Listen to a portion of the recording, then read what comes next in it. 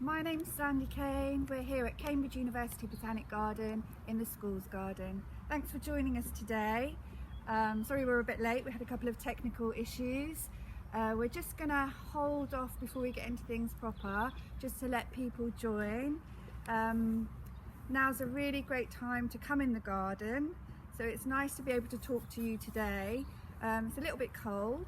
I'd normally have my hat on, but I wanted my hair to look nice for online. Can everybody hear me? Okay, let me know if you can't hear it properly. Put comments in the chat.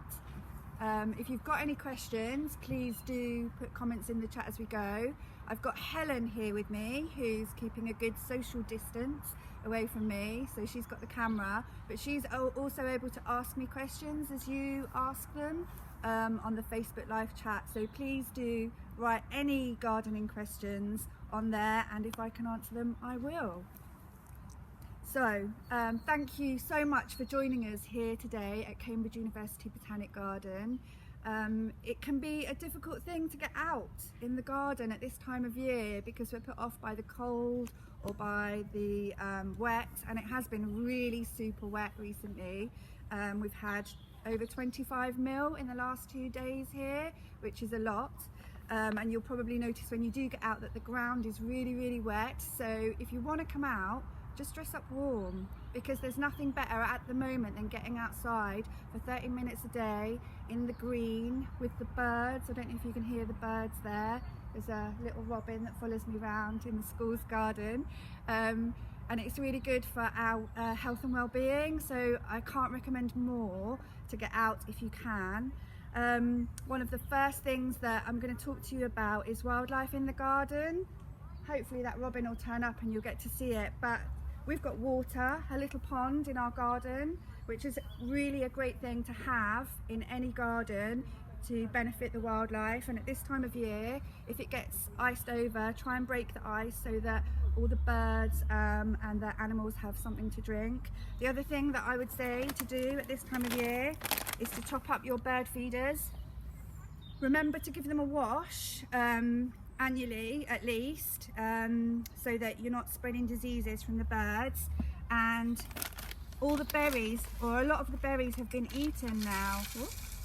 So topping up your bird feeders really makes a difference.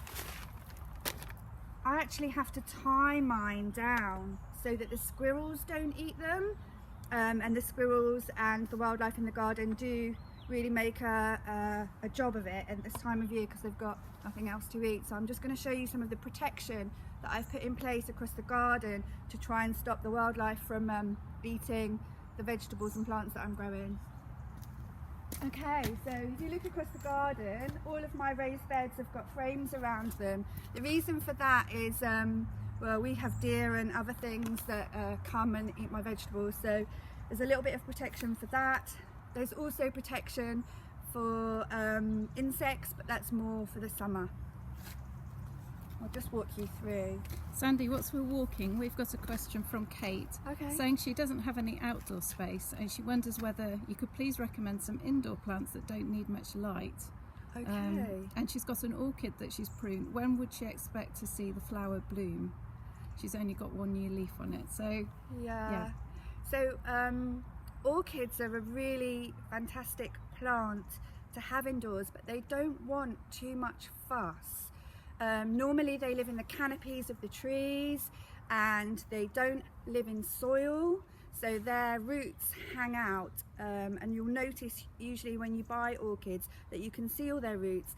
Really you want to water those not very often, say once every couple of weeks or even longer, but basically you get the roots green and then you leave them until they go white again, because they take a lot of their moisture from the air naturally, from the canopies of the trees, and they don't have soil either. So in the flowering season, so when things warm up again, you probably want to feed them with some orchid food.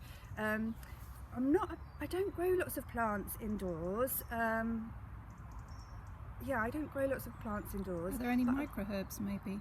Oh yeah, so this time of year it is a really great time to grow microherbs indoors, in your greenhouse or on your windowsill, and on our website there is a little handout that tells you how to do that. It's really simple. So you're growing sort of a lot of brassicas and mustards only to about that big, and then cutting them for in salads, and that's really super easy. And pea shoots is at this time of year, because there isn't great light levels, a lot of that doesn't matter for microherbs actually, because you want their stems to be quite long so you can cut them underneath. So yeah, have a look on our website and you'll see that there's a leaflet on how to grow microherbs. And Hannah says thank you for the tips. So we're going to look at the protection now. Yeah. So so this one is micro mesh, which is a really fine nylon mesh that is really good for covering brassicas. So hello, Sandy Kane here again from Cambridge University Botanic Garden. We've got a little bit of a technological issue, so please bear with us. We were just talking about protecting your plants in the winter, so I just wanted to show you a few more ways that I've protected the plants in the school's garden.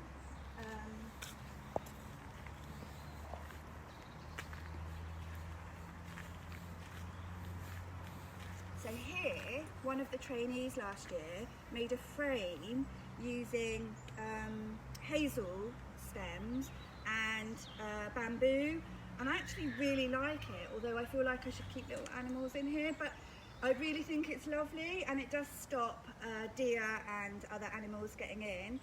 Also, when you look in here, you can see that there's some peas that have probably just had the tops taken out by the pigeons. These are forage peas, and I use them as a green manure to feed the soil over winter, so it's not just sitting there, and it is benefiting because peas are nitrogen fixing, so the plants that I grow in here later in the season will benefit from that feed.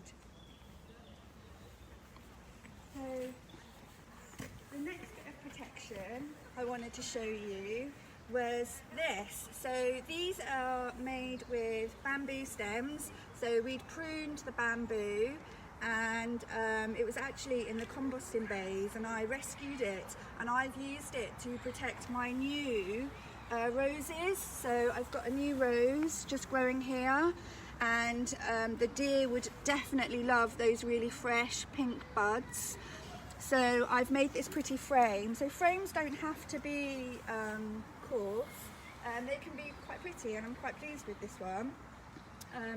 I just wanted to show you as well, with those pink buds, when you get out at this time of year, it's easy to think that there's nothing to see, but if you look closely, there's some really lovely buds starting to come. And the other thing that I've noticed when I've been out and about is the what are they called? Is the seed heads and things like that. So it's really worth going out and having a look and seeing what's springing to life. The other thing that you'll have started seeing on social media is all the snowdrops. Now, I love seeing the snowdrops, and one of the things that you might not be aware is that some of them are scented. So if you can, get down and have a smell, see if you can smell them, because some of them really smell beautiful. And a lot of the winter plants actually are scented, which is really nice. So here's some more protection. These are upside down hanging baskets. I did these really lovely containers for the school's garden, and I came back, and then every day I came back and the squirrels had just pulled out all of the plants and were starting to eat the budding. So I came up with this technique of putting a hanging basket over top, and it's wired down so that they can't pull it off, and it's been really successful, and that's really worked. So hopefully in a month or two, when it really gets rocking and they really start growing, these will even be hidden by the plants as they've grown. So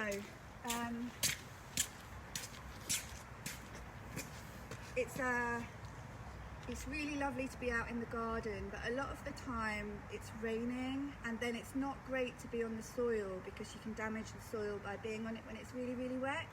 So what I've done this week is I've gone through my seed box, and this is my seed box, and I have checked what seeds I've got. I've written a list of all my seeds that I've got already, and that helps me to plan what I'm going to do for the coming year.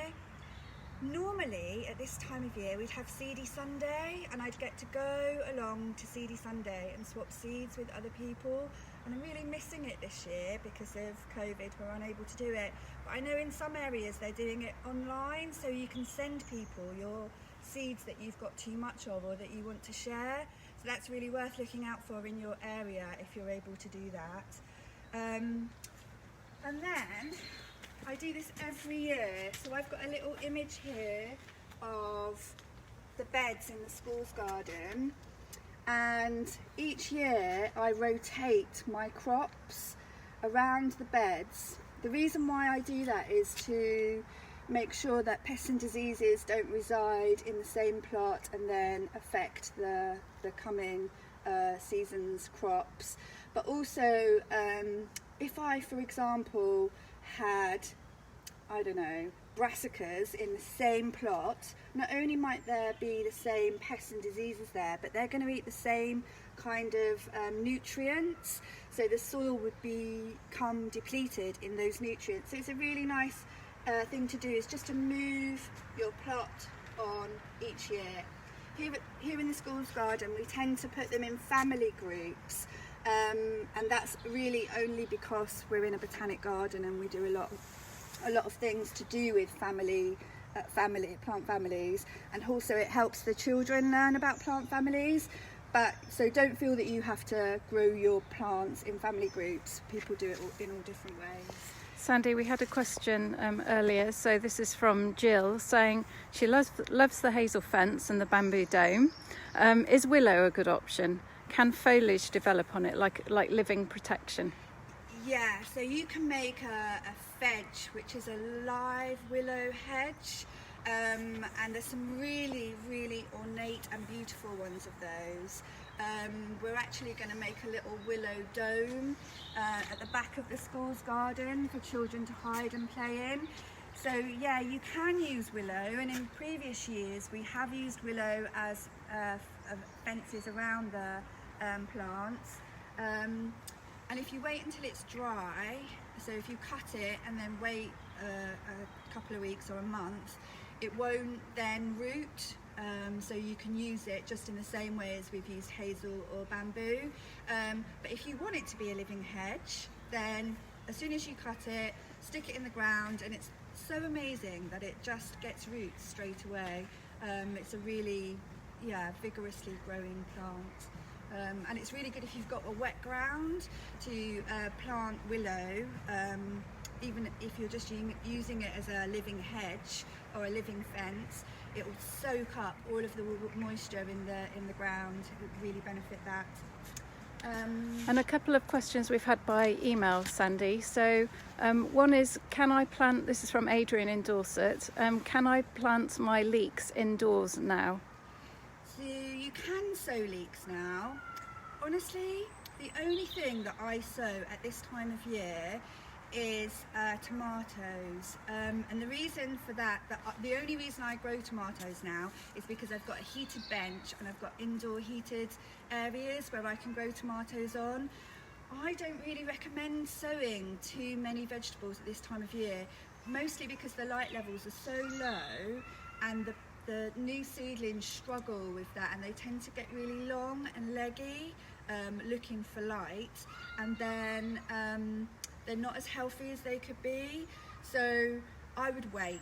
I'd just wait another month. I tend to think Valentine's Day is a good time to start sowing seeds, but you know, people are different and some people start earlier. I'm going to be growing, the only thing I'm going to be sowing in the next week is these lovely tomatoes. So I've written my list of where my plants are going to be. I've got a list of the seeds that I've already got And then I've written another little list of the seeds that I would like extra, the extra things that I haven't already got. And the only thing that I'm starting sowing now is these tomatoes. And these tomatoes come from America. I'm really excited about them.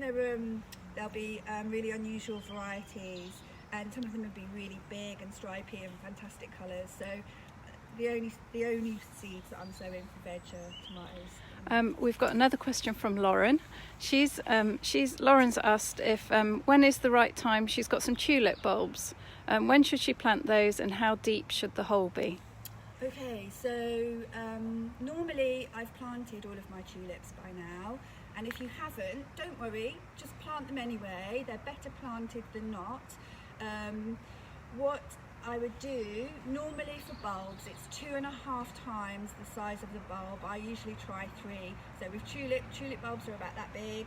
I usually do it the length of my trowel, so that they're like that deep. And the reason for that is squirrels really like to eat them, and other animals quite like to eat them too. So plant them deeper rather than more shallow.